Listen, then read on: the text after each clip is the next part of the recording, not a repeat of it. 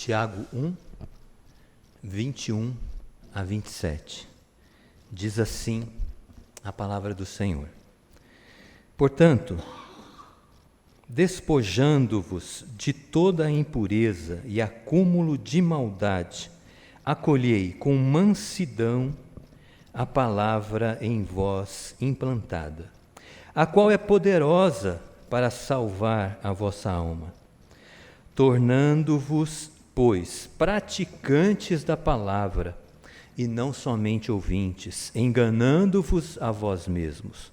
Porque se alguém é ouvinte da palavra e não praticante, assemelha-se ao homem que contempla num espelho o seu rosto natural, pois a si mesmo se contempla e se retira, e para logo se esquece de como era a sua aparência. Mas aquele que considera atentamente na lei perfeita, lei da liberdade, e nela persevera, não sendo ouvinte negligente, mas operoso praticante, esse será bem-aventurado no que realizar. Se alguém supõe ser religioso, deixando de refrear a língua, antes enganando o próprio coração, a sua religião é vã. A religião pura e sem mácula para com o nosso Deus e Pai é esta: visitar os órfãos e as viúvas nas suas tribulações, e a si mesmo guardar-se incontaminado do mundo.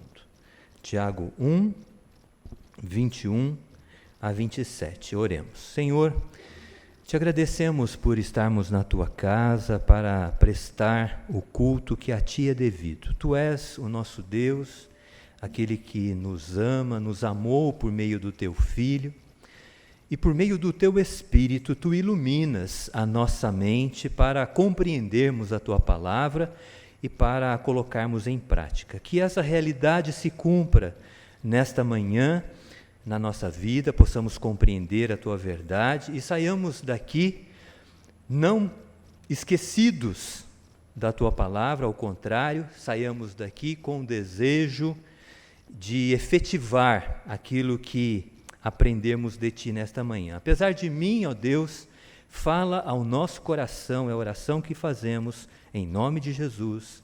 Amém. O objetivo de Deus na nossa vida é que sejamos pessoas íntegras. A carta de Tiago fala muito dessa questão da integridade. Logo no versículo 4 do capítulo 1, boa parte desse capítulo, Tiago fala sobre provações, sobre enfrentarmos as provações, os sofrimentos desta vida com integridade. Ele fala que a provação produz perseverança, e no versículo 4, é importante que você mantenha a sua Bíblia aberta, aqueles que puderem, no versículo 4, Tiago diz assim: a perseverança, ela que é resultante do enfrentamento das provações, sendo aprovadas no enfrentamento das provações, a perseverança, que é o resultado disso, deve ter ação completa para que sejamos perfeitos, ou em outra tradução, aperfeiçoados e íntegros. O propósito de Deus para nós é que sejamos íntegros. A integridade é um assunto importante na carta de Tiago. O que significa integridade? É uma palavra que vem do latim, significa algo intacto, algo que não foi tocado, algo intocável. Se você não toca em alguma coisa, se aquilo permanece preservado, intacto, nós refletimos sobre isso e dizemos que aquela situação, aquele objeto, ele permanece puro, porque ele não foi tocado. Né? Então, na verdade, nós usamos muito integridade como sinônimo de retidão, de pureza, de probidade, de castidade. Mas essa ideia é uma reflexão do significado primeiro desta palavra integridade. Algo que não é tocado, permanece intocável. Se permanece intocável é porque é puro. E nós usamos muito essa ideia, né, de pureza, de retidão, ligado à ideia de integridade. Nós podemos pensar em integridade em vários aspectos. Por exemplo, integridade física. Fulano, andando de moto, ele cai. Porém, a sua integridade física é preservada. Imaginemos essa situação, né? É difícil acontecer isso, né? Mas vai que esse motoqueiro, ele é prudente, ele é cauteloso, ele usou a roupa adequada, ele está de capacete, ele está de joelheira, tornozeleira, ele caiu e não sofreu nenhum arranhão. O seu corpo permaneceu intacto. Integridade física. Podemos pensar em integridade em termos de integridade geográfica, territorial. Aquela floresta mantém a sua integridade. Ninguém entrou nela, ou se entrou nela, não causou nenhum desequilíbrio no ecossistema daquela floresta, não houve desmatamento, a floresta se mantém íntegra. Uma outra ideia de integridade, essa mais próxima do que nós costumamos utilizar, a ideia de integridade moral. Podemos pensar assim, o juiz fulano de tal, ou o juiz cicrano, ele é conhecido por sua integridade. Ou seja, ele não julga com parcialidade, ele não favorece nenhuma das partes, ele é um juiz reto, honesto. Esse é sinônimo, essa ideia é ideia de integridade moral. No texto que nós lemos, nós lemos aquela passagem em que Jesus entra na cidade de Jerusalém. Quando Jesus entra montado num jumentinho, e as pessoas receberam Jesus de uma maneira triunfal. As pessoas cortaram os ramos nos campos e colocavam no caminho, as suas vestes colocavam no caminho para Jesus, montado no jumentinho, passar por aquele caminho. E as pessoas aclamaram Jesus como rei, dizendo: Hosana, bendito que vem em nome do Senhor. Hosana significa salva-nos, liberta-nos. As pessoas imaginavam que Jesus fosse libertá-las do domínio do Império Romano. Hosana nas alturas, salva-nos. Bendito aquele que vem em nome do Senhor para nos salvar, para nos libertar. Aclamaram Jesus como um rei.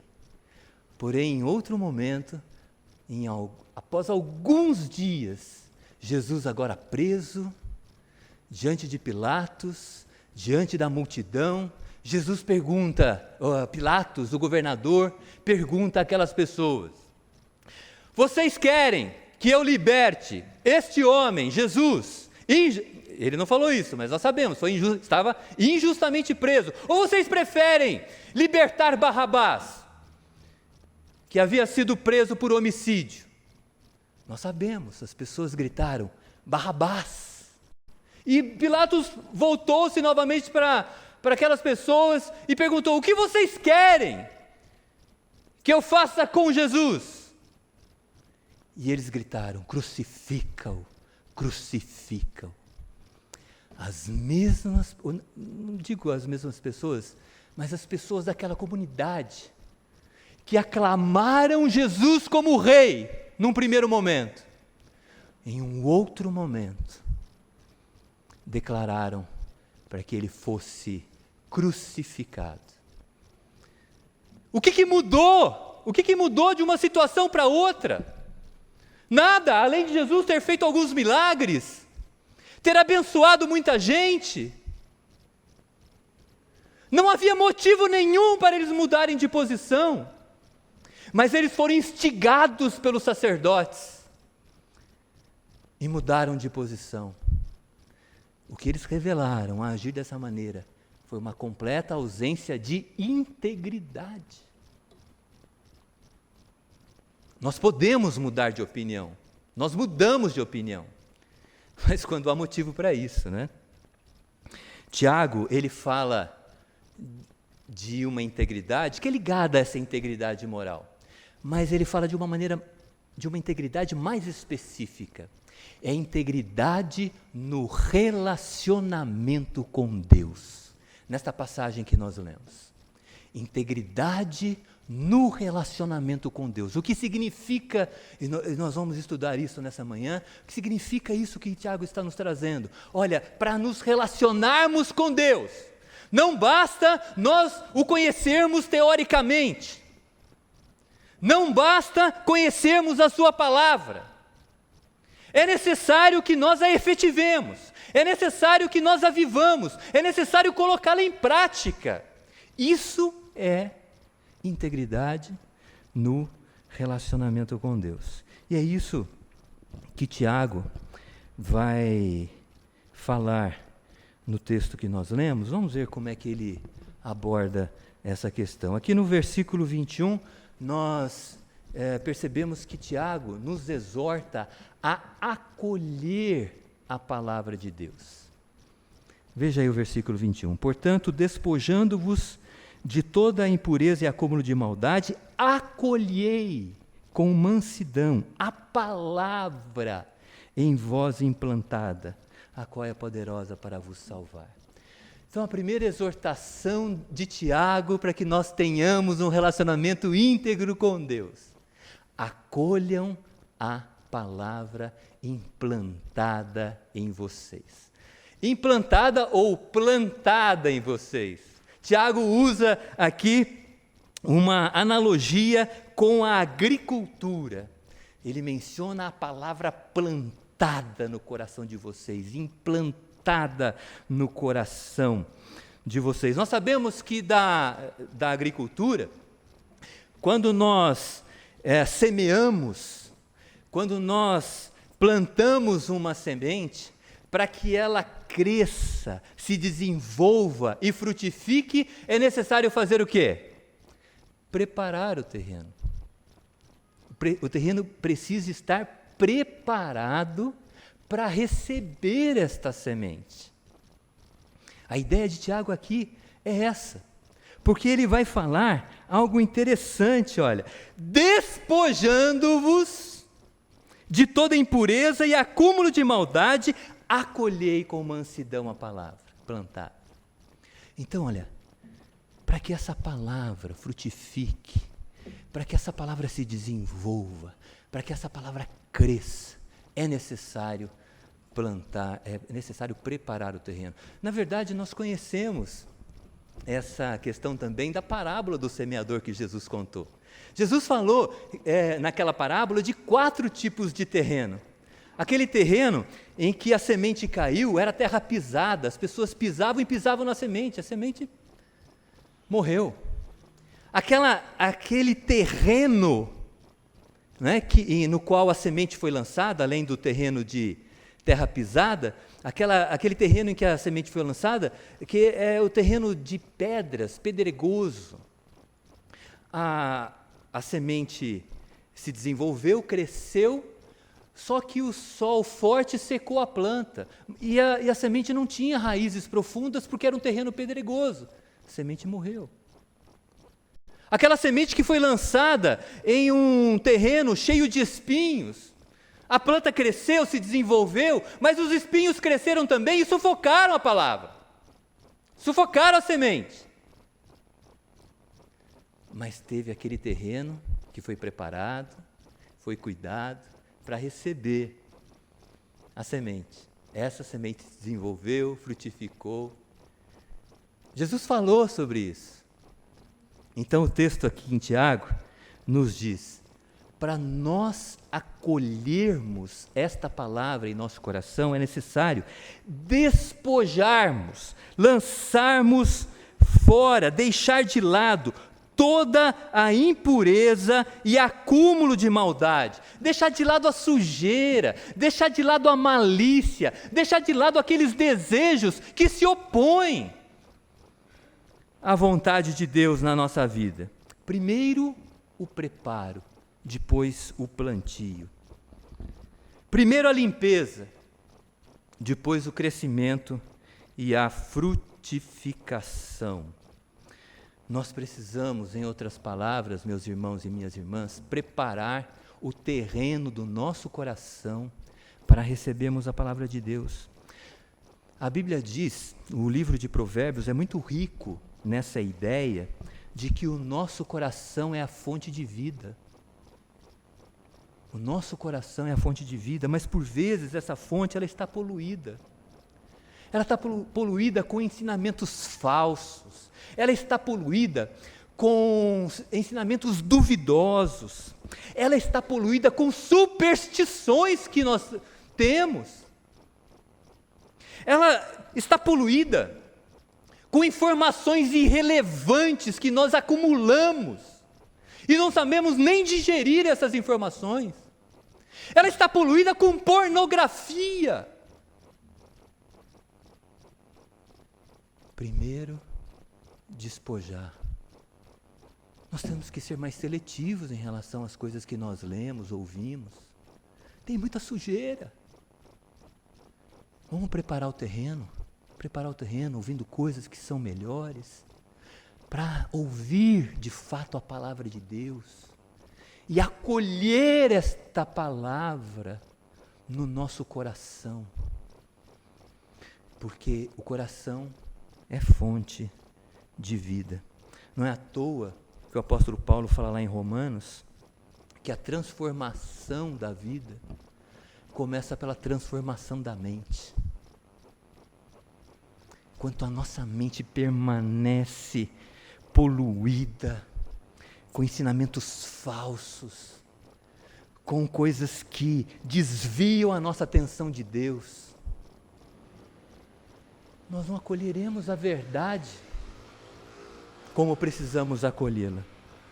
Então, o primeiro aspecto que Tiago nos exorta aqui neste texto, para que nós tenhamos um relacionamento íntegro com Deus, de integridade com Deus, é acolher a palavra, cuidar da fonte da nossa vida, que é o coração, para recebermos esta palavra, para acolhermos esta palavra. Um outro aspecto que Tiago nos exorta aqui nesta passagem é praticar a palavra. Veja o verso 22.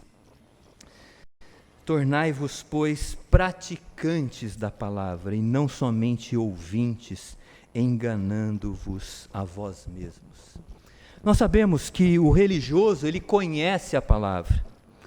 O discípulo de Cristo a pratica. O religioso é sensibilizado por aquilo que ele ouve. Que discurso maravilhoso! Ele fica excitado quando ouve discursos bem encaixados, não é? Eu fico assim. Quando a palavra, o palestrante, o palestrista, ele encaixa as ideias de uma maneira que a conclusão tudo fica muito claro, você entende aquilo que está sendo dito. Isso é bom, ouvir é bom, né? O religioso, ele é sensibilizado por aquilo que ele ouve, mas o cristão, ele permanece sensibilizado por aquilo que ouviu, até que o pratique. Efetive aquilo que ouviu. Eu acho que um questionamento contínuo que nós devemos fazer é se nós temos sido religiosos ou discípulos de Cristo. Nós gostamos de ouvir, ficamos excitados, contentes internamente, mas temos vivido as verdades de Deus dentro do nosso lar? Temos tido um relacionamento saudável com Deus por meio da palavra dEle? Do estudo, da meditação na palavra dEle, palavra dele que nos leva também à oração, no nosso ambiente de trabalho, de estudo. O que nós temos sido? Religiosos ou cristãos? Os fariseus, nós sabemos, eles faziam parte daquele grupo do judaísmo que estudava as Escrituras. Havia outros grupos dentro do judaísmo. Os fariseus estudavam as Escrituras, mas quando Jesus, o Messias, ficou na frente deles, eles não o reconheceram. Tem um texto na palavra de Deus que mexe muito comigo. Jesus está lá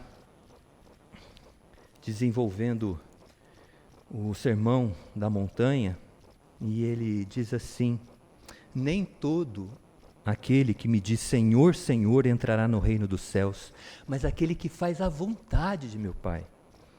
E ele usa aqui alguns exemplos, né? Que um deles me toca profundamente, né? Eu tenho medo disso. Que diz assim: muitos naquele dia hão de dizer Senhor, Senhor, porventura nós não profetizamos em teu nome? Eu entendo que a profecia hoje em dia é a pregação da palavra. E periodicamente eu estou aqui pregando. Aí eu vou chegar para Jesus e dizer assim: olha, quantas vezes eu não preguei em teu nome? Pregar. Outros exemplos aqui: expelir demônios. Não expelimos demônios, não fizemos muitos milagres. Aí o texto termina assim: então lhes direi explicitamente, nunca vos conheci. Apartai-vos de mim os que praticais a iniquidade. Não basta conhecer, não basta falar, é necessário ser submisso à vontade de Deus. Você pode ainda me abordar dizendo assim: ok, entendi. Ser íntegro no relacionamento com Deus é acolher a sua palavra, é praticá-la, é obedecê-la de forma efetiva, mas não dá para tornar isso mais palpável, mais objetivo, menos teórico. Você não pode me passar aí algumas orientações de como eu devo viver para que eu entenda que eu tenho um relacionamento íntegro de fato com Deus? Excelente pergunta. E Tiago nos ajuda a responder essa pergunta. Porque ele propõe aqui no texto 3 condutas que, se nós colocarmos em prática, nós revelaremos integridade no relacionamento com Deus. Ele fala isso a partir do verso 26, ele diz aqui, olha: se alguém supõe ser religioso, deixando de refrear a língua, sua religião é vã. No verso 27, a religião pura e sem mácula para com o nosso Deus é esta: visitar órfãos e as viúvas nas suas tribulações, e guardar-se incontaminado do mundo. Então, Tiago, ele dá 3 dicas bem pontuais, bem objetivas, que exemplificam o que significa acolher a palavra e praticá-la. São 3 dicas: refrear a língua, visitar os órfãos e as viúvas nas suas tribulações e guardar-se incontaminado do mundo. Vamos ver rapidamente o que isso significa, refrear a língua. O texto diz aqui, né? Quem não refreia a língua, sua religião é vã, é inútil, é sem propósito, é desprovida de significado. Aqui a ideia de refrear a língua é a ideia de controlá-la, muitas vezes de reprimi-la. Quando as nossas palavras vão prejudicar as pessoas, nós precisamos refrear a língua.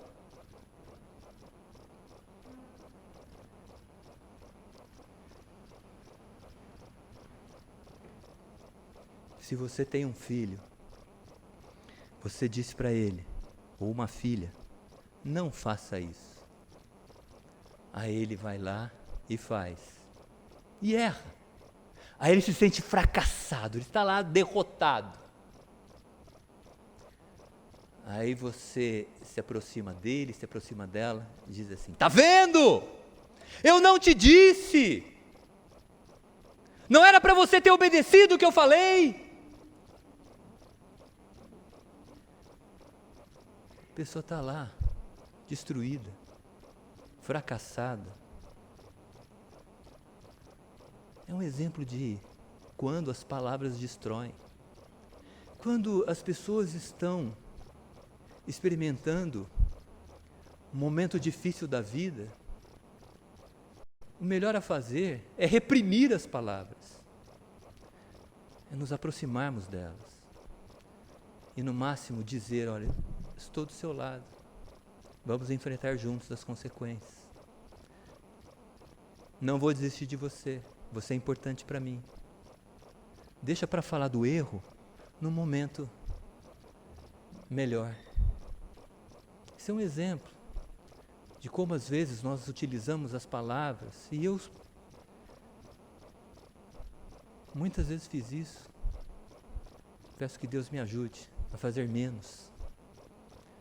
Nós, motivados pela raiva, nós não nos controlamos e usamos palavras que destroem. Refrear a língua. Nesses contextos, porque num contexto de encorajamento e fortalecimento, as nossas palavras são muito bem-vindas. O livro de Provérbios, ele fala muito, que a língua dos sábios traz cura. A palavra bondosa anima. Então nós devemos refrear a língua nos momentos em que as nossas palavras prejudicam as pessoas. Em momentos de encorajamento, de fortalecimento, aí sim, vamos usar a palavra para ajudar as pessoas. Eu costumo usar, não as minhas palavras para fortalecer as pessoas, mas as palavras que Deus nos orienta. Eu, quando vou visitar as pessoas, e mesmo aqui no púlpito, eu procuro fazer isso, porque não são as minhas palavras, são as palavras de Deus que nos encorajam, que nos animam, E nós podemos utilizar a palavra de Deus com esse propósito.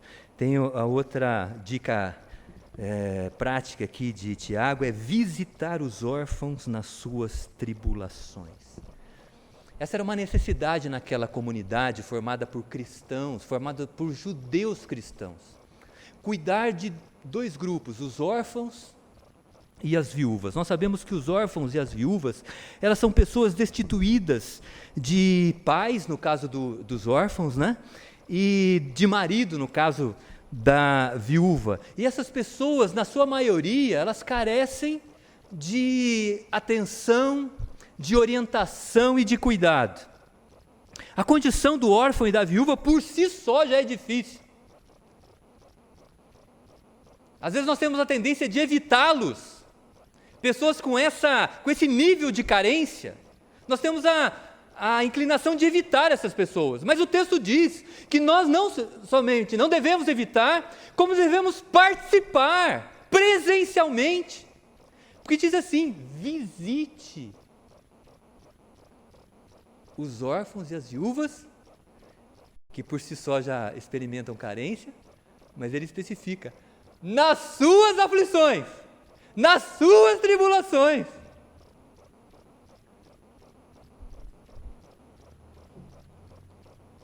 A palavra nos constrange, A palavra nos constrange. A pegada aqui é estar ao lado, presente, ao lado de pessoas que não têm condições de retribuir o que nós vamos fazer por elas.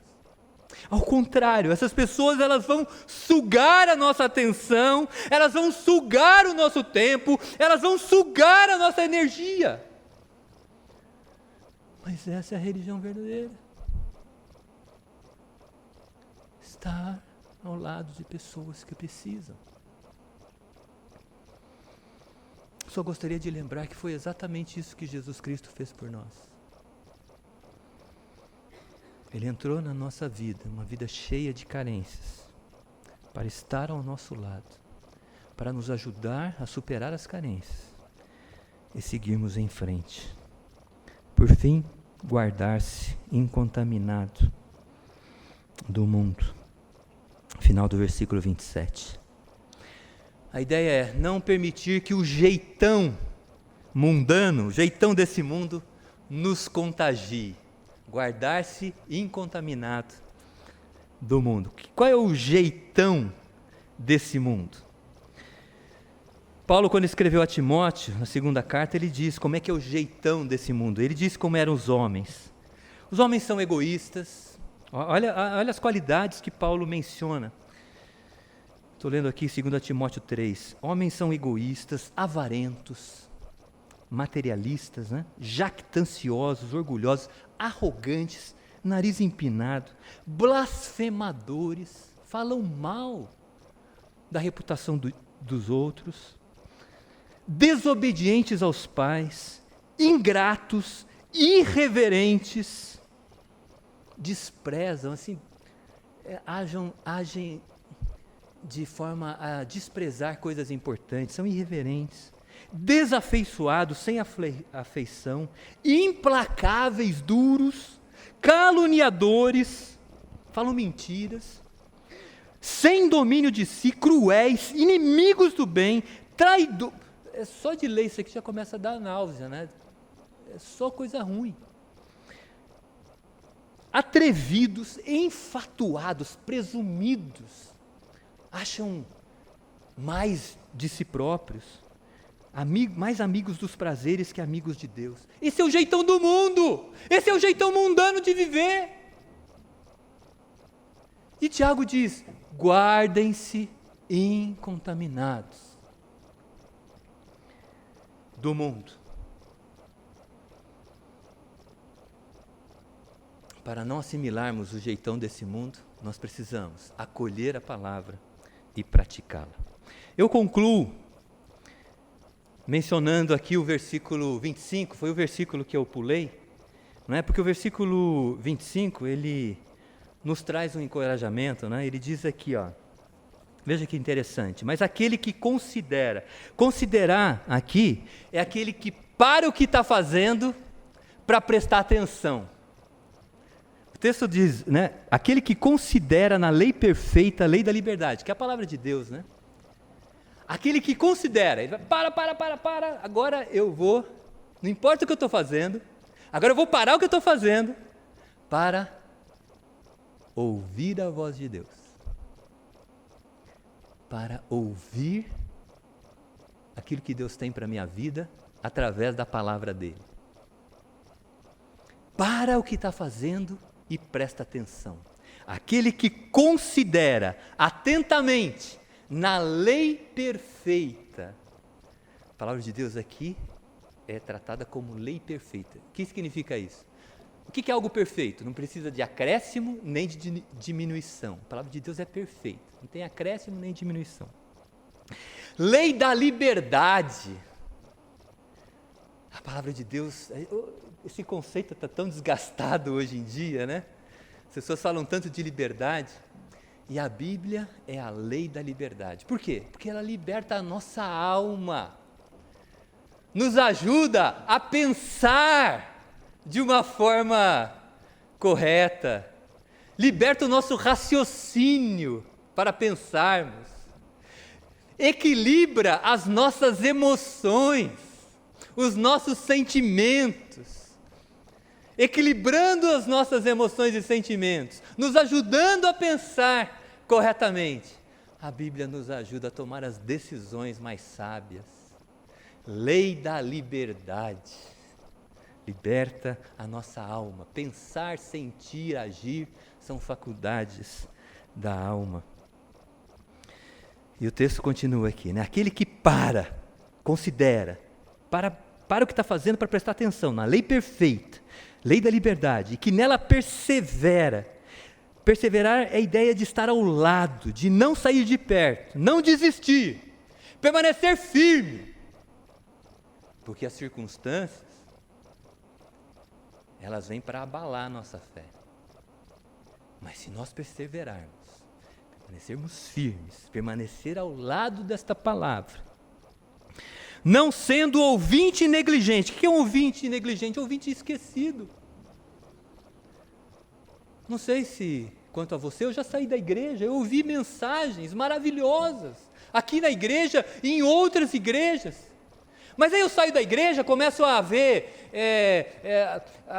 alguma coisa de esporte, de futebol, começo a me envolver com as questões do lar e esqueço completamente daquilo que eu ouvi. Daqui a pouco eu estou praticando exatamente o contrário daquilo que eu ouvi.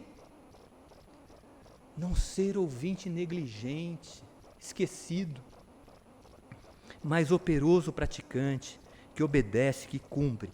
Esse, diz o texto, será bem-aventurado no que realizar. O propósito do relacionamento com Deus é exatamente esse. Nós sermos bem-aventurados naquilo que realizarmos. O relacionamento íntegro com Deus, que envolve acolher a sua palavra e praticá-la, é para que nós sejamos bem-aventurados. A palavra bem-aventurado aqui é abençoados. Abençoados.